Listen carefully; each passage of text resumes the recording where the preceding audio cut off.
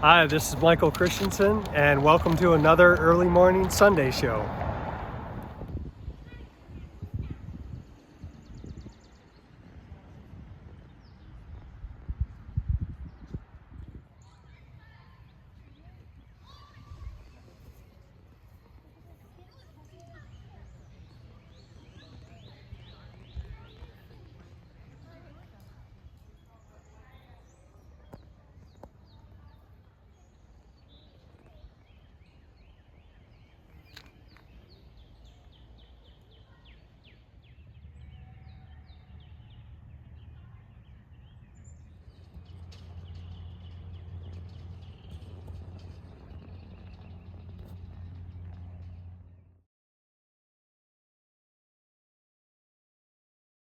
And welcome. It's the early morning Sunday show, and happy Mother's Day to all of you that might be mothers. And for those of you that aren't mothers, you may be dads, happy Mother's Day just to you also.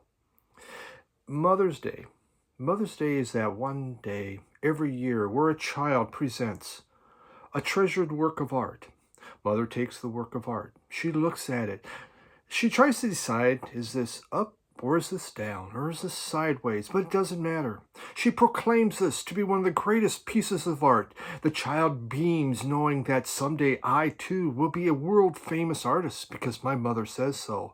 She takes that piece of art. She brings it to the refrigerator door and takes a magnet and puts it on the refrigerator door for where it will stay in the gallery of children art.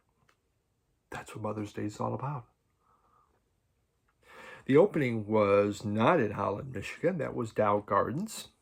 Spring is in the air. Beautiful Dow Gardens. It looked really nice. The host, it's nice out. He, 1:30 last night, he wanted to go outside. He's up, meow, meow, meow, meow, meow, meow. No, I ain't getting out of bed. You're not going out. So as soon as I get up, man, he's right by the door, ready to go. Here's the thing. So I mowed for the very first time last week. It still sucks. Mowing has not gotten better with age. And to go out the next day, actually 2 days ago, I'm going to go out to one of my side yards, and there's a dead rabbit. And it's a big dead rabbit. The throat and half the face had been ripped off. Now, cat used to be really good at doing that. This was a big rabbit. But I go, how could he catch that? He's getting old. I don't know. It has to be. I got a cat to the left. I got a cat to the right also. I don't know. So yesterday I go out to mow, and in my other side yard, there's a dead possum.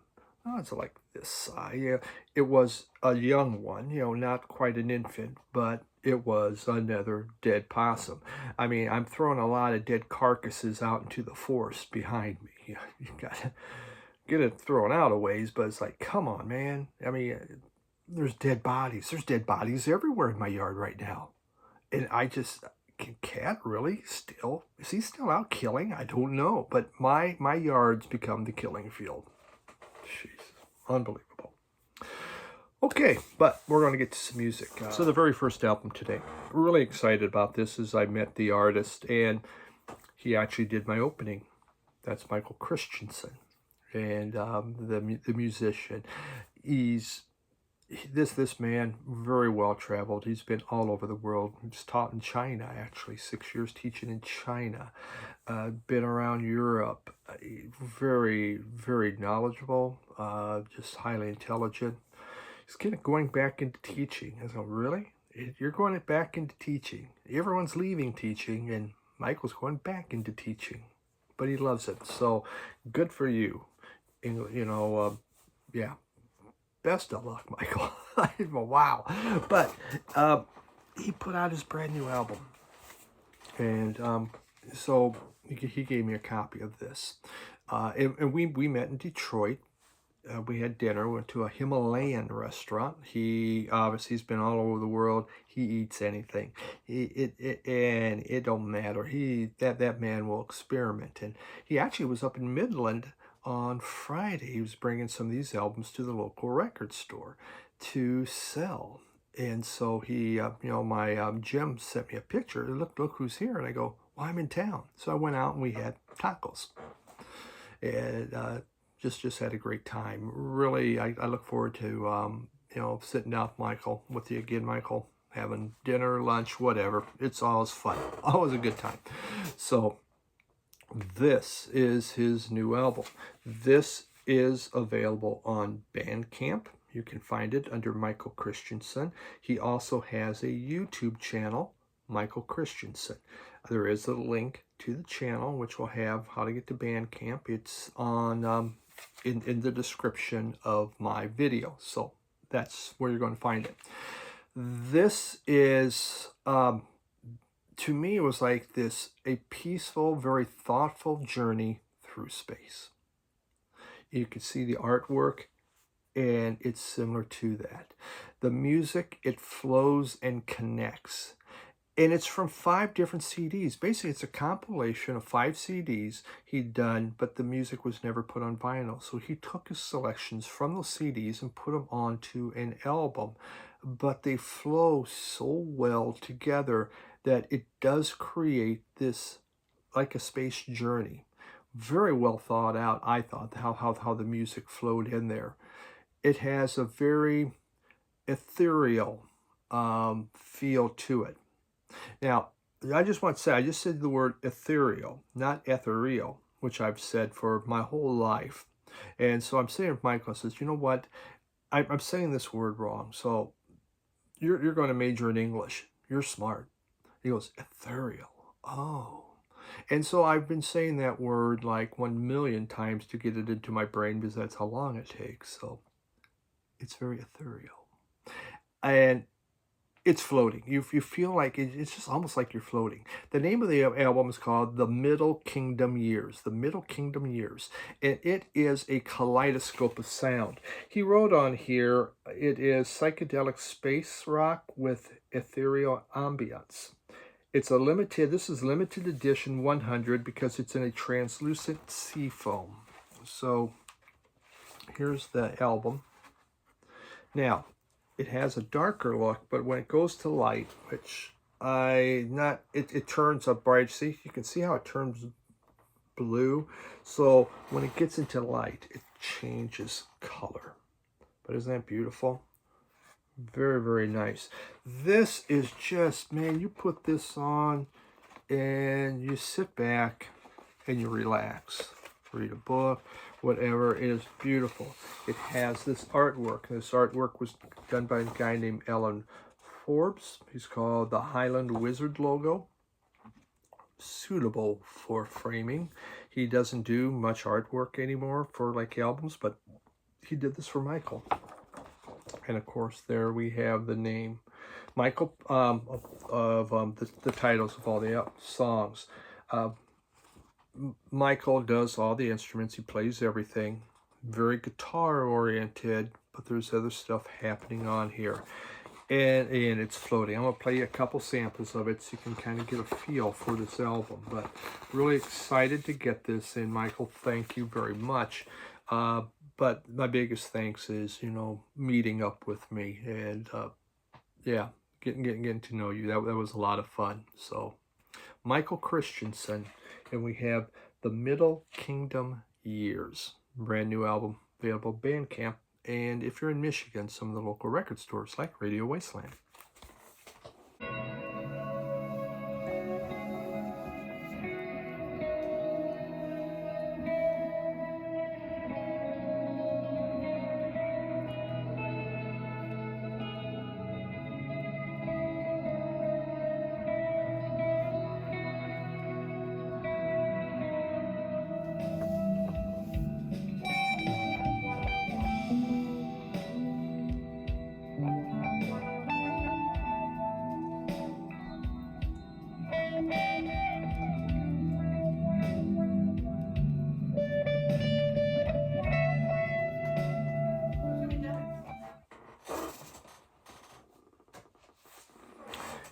Next, we go into Black Nasty.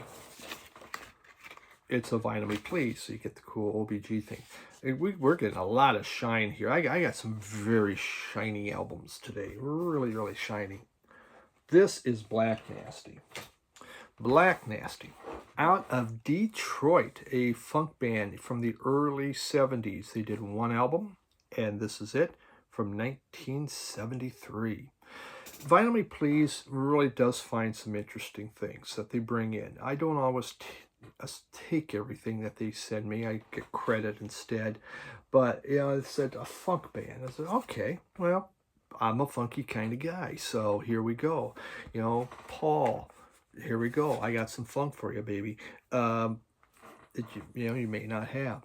But this album didn't do well, but it is a mix of rock, psych, soul, and funk, all thrown in there together.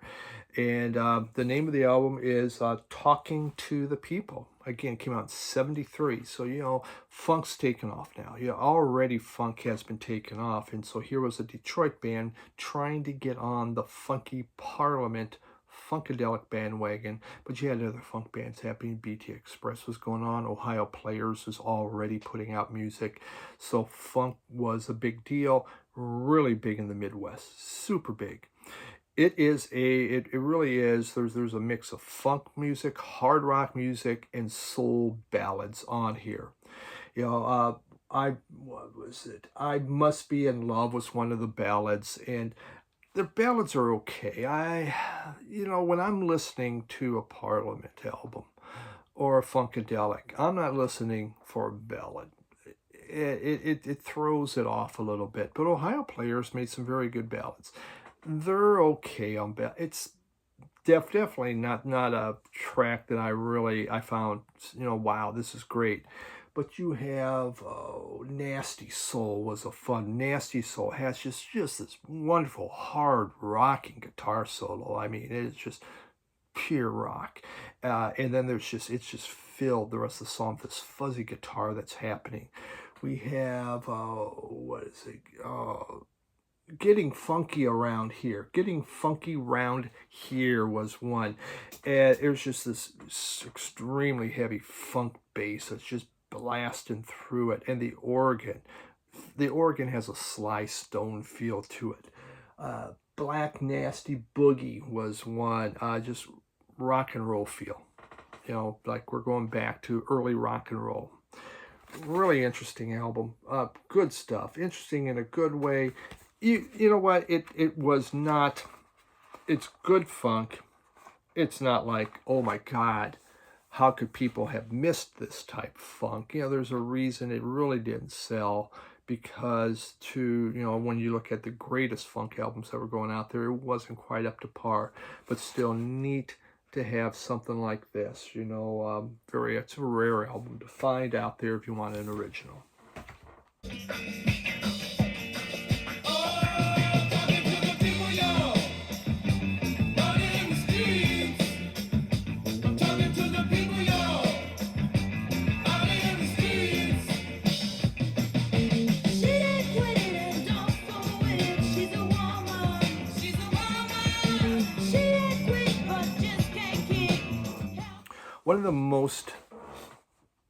One of the albums that was just, people have trashed for years, so much so. Oh, by the way, I'm wearing a Detroit hat. See this? You know why I'm wearing a Detroit hat today? Not because a lot of people in VC wear hats, but because Detroit almost has a winning record in baseball. Almost. Now, we're 17-20. That is like going to the All-Star game if you're a Detroit Tigers fan. I mean, it's just like, to the World Series, that's what it's like. It's like, we are awesome. We're almost even. It's just, Kevin, don't say that forever, so go Tigers. Yeah. All right. So that's my celebration of everything Detroit Tigers. This album, from the Velvet Underground, Squeeze, has, for the most part, and it has been signed by someone there. This is the Velvet Underground album, not by the Velvet Underground, but by Doug Yule. Basically, it's like the Doug Yule Project. All the members of the Velvet Underground were gone. Doug Yule was the only one that had been in the group when Lou Reed had been in it. And he did this Squeeze. Rumor has always had it that it's one of the most terrible albums ever made. Just absolute trash and not worth getting. And so I have never gone looking for it or tried to find it. I'm a big Velvet Underground fan. I don't want to pretend to Velvet Underground. Well, this showed up at my local radio Wasteland. And I thought, let's do it. And you know what? The fact is this. It's pretty good. It is not bad at all. I liked it. I enjoyed it, and it was fun to play and fun to listen to. So on Polydor, this was some pretty good music. And why won't we go in? There we go. Okay. Doug Yule. This is Doug Yule. This is Doug Yule's cheerful knockoff of Loaded. I mean, it basically, he kind of plagiarizes Loaded to some extent. But, you know, Doug Yule mimicked Lou Reed. He was Lou Reed's friend. Lou Reed hired him. They brought him in because he sounded, when he sang, like Lou Reed. He played similar to him. He began to dress like him. He was Lou Reed Jr., and that was good until the manager, Steve Sesnick, kept whispering into Yule's ear, "You're so much better than Reed. You're so much better than Reed." And Sesnick put a wedge in between the friendship of Reed and Yule and began playing on both sides. And he really, part of the reason Velvet Underground broke up was Sesnick. And it was just also what he's telling Yule, "Oh my God, you sing better," because Yule was singing songs. He was giving Reed a break on him, and he would be doing some of the songs. And if you didn't know, but you would think Reed sings them all. So they did break up for a while. The other members were with them, but then they eventually left, and so Yule put this out. This is upbeat music. There is none of the Velvet Underground darkness in it. That's gone. Yule doesn't write that way. Yule's not experiencing it. He's not seeing it. Reed, walked the dark side. Yule doesn't. So this is more upbeat, more uplifting. Loaded was that way, but yet there still was some darker songs on Loaded. The arrangements are simple, quirky lyrics. It's very fast-paced. It moves along really, really good. This was not bad. I was very, very happy to find this, to put it into the Velvet Underground collection. And yes, he's going to be sitting right next to those Reed albums, and I hope they don't fight or spontaneously combust in there. But good stuff.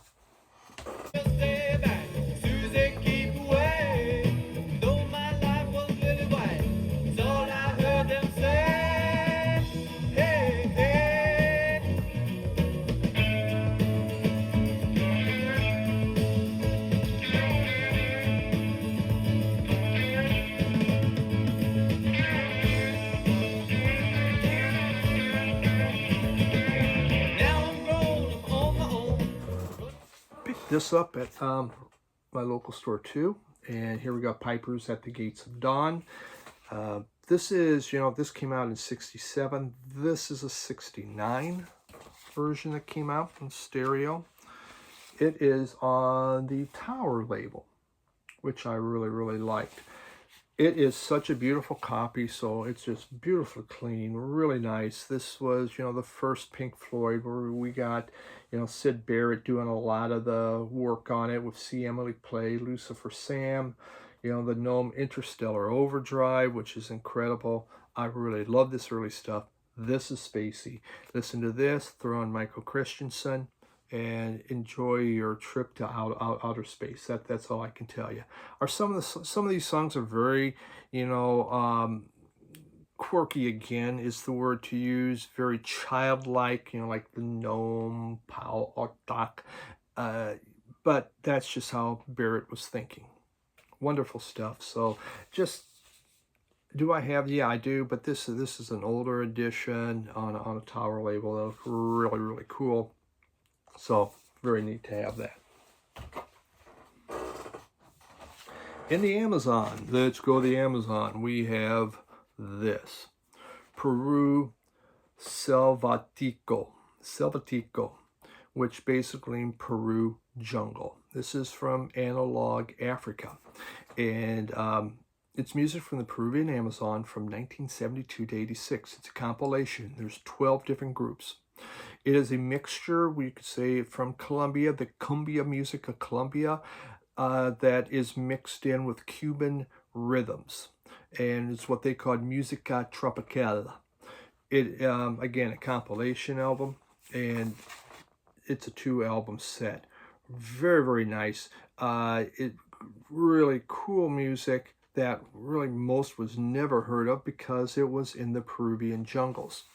In the jungles of Peru, there was all these, there was cities, towns, but they were very rough and tumble because they were mining towns, you know, looking for gold. They were logging towns. It was just towns that were made by a corporation because, you know, people tried to make money. Well, they had bars and they needed to be entertained. So there was a way for people, for musicians, to get work, which is what happened, and that's how you got a bunch of these groups. Way to get work. Now, it's all instrumental. Vinyl Richie showed this a month or so ago. He got his really early. It took me forever to get mine in, for whatever reason. So it does come with a book. It goes through kind of the different groups that are in here that are playing on this. It has Vivacious Women, and really just a nice Analog Africa is excellent with their notes. More Analog Africa albums. I got a whole cube solely to Analog Africa. So a lot of just instrumental tracks on here. Great rhythm happening. You can feel that Cuban rhythm going on, but the cumbia. And yeah, just good stuff. A lot of fuzzy guitars. If you like fuzzy guitars, you're going to like this. Some of it has a very garagey rock type feel happening on here, and it covers a wide range of a time period from 72 to 86. This is an excellent Analog Africa one. In the you don't get hung up with a bunch of lyrics that you don't understand. It is just instrumental, and you can just put it on and enjoy and do whatever else. So great stuff. Peru Selvatico, or Peru Jungle.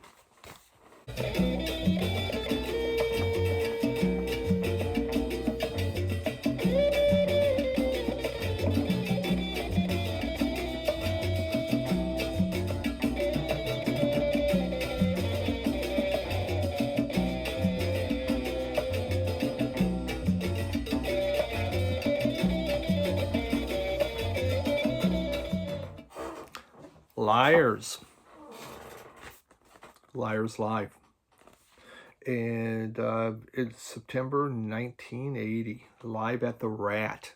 Now, I want to show this when I speak of Liars. First of all, I forgot to show these. Michael Christensen gave me the CD, The Fin. And The Fin was a Japanese group that he really liked to put out like 3 albums. And I tried to look to get them on Discogs. They're only available, they're only put out in Japan, and they cost like, I mean, they're in the hundreds of dollars. But this is a cool compilation from this group.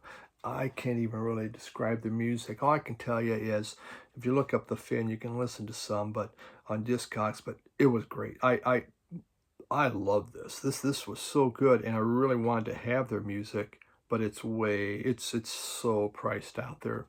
I can't get it.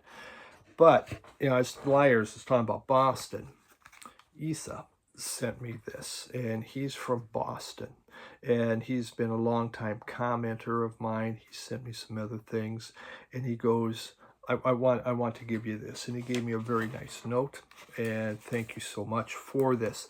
And he gave me this back in April, and it's been in my vehicle the whole time. I've played it so much at Willie Alexander and the Boom Boom Band.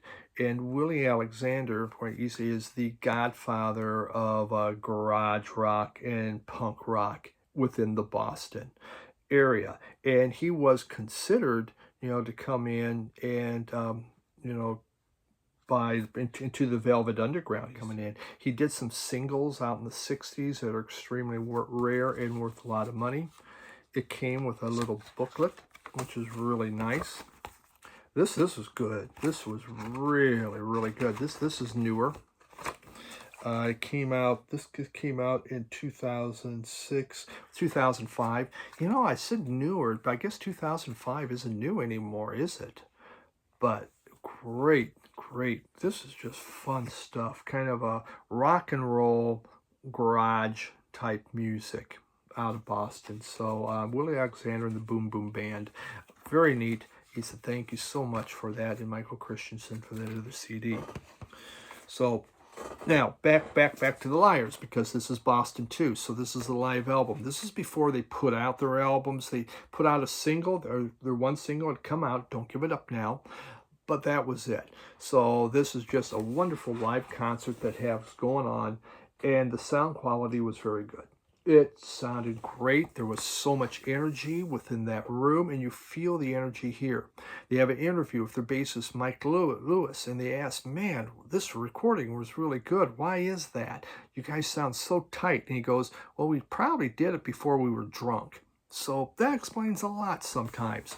But just a really tight band. It's garage rock. They do mostly covers on here. I mean, you got Louie Louie, Mighty Ida, 100 cc's. It is, you know, mostly covers that they're doing. But they do it great and fast and fun. So from the Liars, wonderful garage rock from the 80s at the Rat.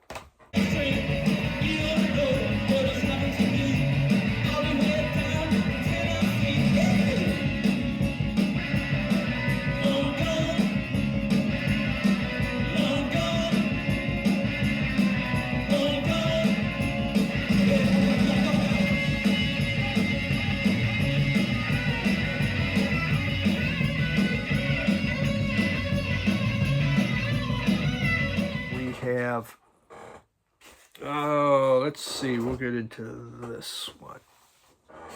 Buddy Guy, and this is a compilation of Buddy Guy. This came out from 80, this was, when this one, 1984, this compilation came out from Chess. Just takes a bunch of, that's why I've got my Buddy Guy t-shirt on. Just a variety of Buddy Guy stuff. There you go, Chess Records. From music, really, from 59 to around 67, Chess refused to record Buddy Guy as a solo artist. They just didn't like his music. They just thought he was making a lot of noise. He was playing too hard, his guitar, and so Leonard Chess didn't like it when he was by himself. So he was kind of relegated for the most part, being a session player. But then by the later 60s, he got out, especially on Delmark label with Little Walter. They began making music. So this is just an 84 compilation of his stuff that comes out of some of the earlier Buddy Guy music, so you can get a feel for it. You know, by 89, he became big again, and everyone saw Buddy Guy. Now, of course, you know, he's like the last living blues guy, and he's, you know, out touring, but, you know, he's up there in age, and luckily I was able to see him live. I got toward the end of the show, but hey, I saw it.